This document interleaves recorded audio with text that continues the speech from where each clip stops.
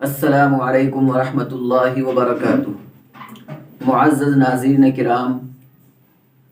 قرآن کریم گر جائے تو صدقہ دینا چاہیے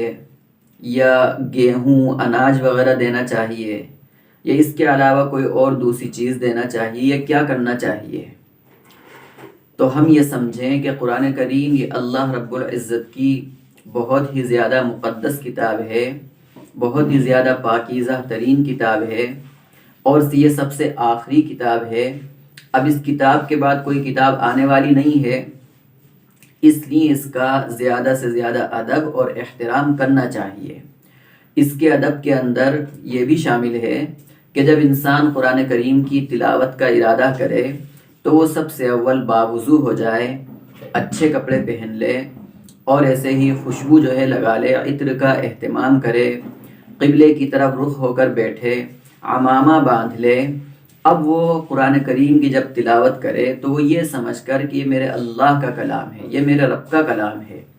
اس نیت سے اب وہ قرآن کریم کو جو ہے پڑھنا شروع کرے۔ اور اگر وہ عربی جانتا ہو، عربی سے واقف ہو، تو اس کی آیتوں پر، اس کے معانی پر، اس کے مفاہیم پر غور بھی کرے،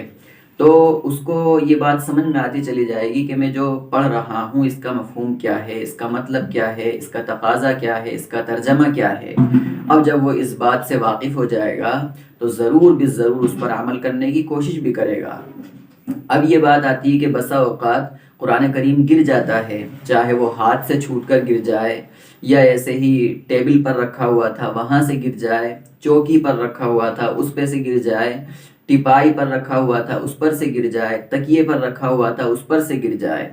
تو اب اس صورت میں کیا کرنا چاہیے؟ تو یہاں یہ سمجھیں کہ قرآن کریم کا گرنا، چاہے وہ کہیں سے بھی گرے،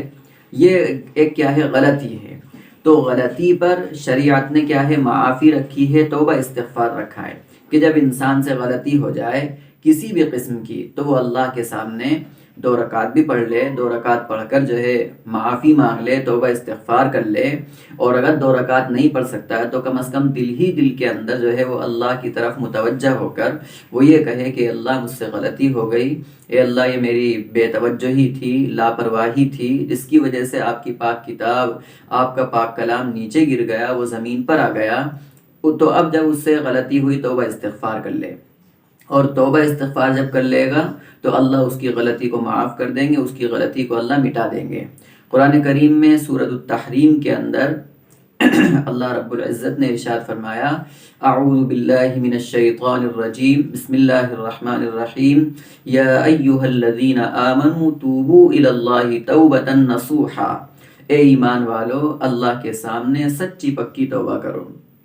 عسى ربکم ان یکفر عنکم سیئاتکم، کہ امید ہے کہ وہ تمہاری سیئات کو، تمہاری غلطیوں کو معاف کر دے اور مٹا دے۔ دوسری جگہ اللہ رب العزت نے فرمایا، یا ایہا الذین آمنوا واستغفروا ربکم ثم توبوا الیہ، واستغفروا ربکم ثم توبوا الیہ، کہ تم اپنے رب سے توبہ استغفار کرو، اور تمہارا توبہ استغفار کرنے سے اللہ جو ہے تمہاری غلطی کو معاف کر دے گا اور مٹا دے گا۔ ان ربی رحیم ودود، میرا پروردگار بہت زیادہ مہربانی کا معاملہ کرنے والا ہے اور وہ بہت زیادہ محبت کرنے والا ہے۔ تو اس سے یہ بات معلوم ہوئی کہ قرآن کریم کے گرنے پر توبہ استغفار کرے، معافی اللہ سے مانگ لے، اور جو بات مشہور ہے عوام کے اندر کہ اس کے گرنے پر اناج دے گا، گیہوں نکالے گا، جزدان بھر کر جو ہے وہ گیہوں نکالے، صدقہ کرے، تو یہ کسی کتاب کے اندر